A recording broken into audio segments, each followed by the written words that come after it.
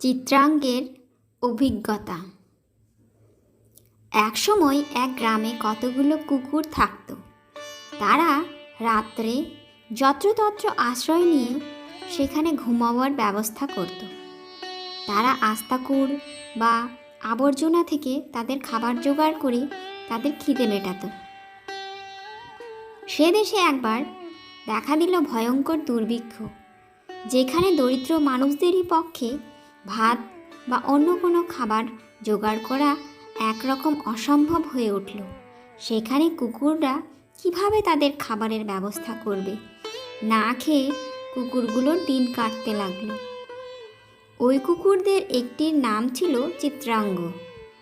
একদিন সে খিদের অসহ্য জ্বালায় অস্থির হয়ে খাবারের খোঁজে অন্য দেশের দিকে রওনা দিল। সেই দেশে হাজির হয়ে চিত্রাঙ্গ দেখতে পেল সেখানে খাবারের অভাব তো নেই, বরং প্রচুর খাবারের ব্যবস্থা আছে সেখানে। সুতরাং সে সুযোগ বুঝে এক বাড়িতে ঢুকে দেখতে পেল গৃহস্থের স্ত্রী বারান্দায় বসে সংসারের কাজ করছে।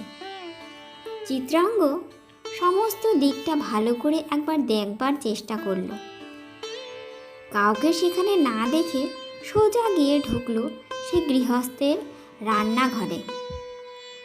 তারপর আর কি, স্বাদ মিটিয়ে সব কিছু পেট পুড়ে খেয়ে খুব সাবধানে রান্নাঘর থেকে বেরিয়ে এলো। কিন্তু বাইরে তার জন্য বিপদ ওত পেতেছিল। এখন হয়েছে কি, সে পাড়ার কুকুরগুলো চিত্রাঙ্গকে অচেনা দেখে সকলে মিলে তাকে একযোগে আক্রমণ করল। আর তারা তাকে তাদের ধারালো দাঁত আর নখের আঘাতে ক্ষতবিক্ষত করে ফেলল। কোনো রকমে সে প্রাণ নিয়ে সেখান থেকে পালিয়ে বাঁচল। এইভাবেই চিত্রাঙ্গের দিন কাটছিল। চিত্রাঙ্গ গৃহস্থের অসাবধানতার সুযোগ নিয়ে এ বাড়ি ও বাড়ি থেকে খাবার চুরি করে তার পেট ভরাচ্ছিল। কিন্তু সমস্যা রয়ে গেল তার একটাই, সে যখন খেয়ে দিয়ে কারো বাড়ি থেকে বেরিয়ে আসতো, তখন পাড়ার কুকুরগুলো তাকে আক্রমণ করে ক্ষতবিক্ষত করে দিত।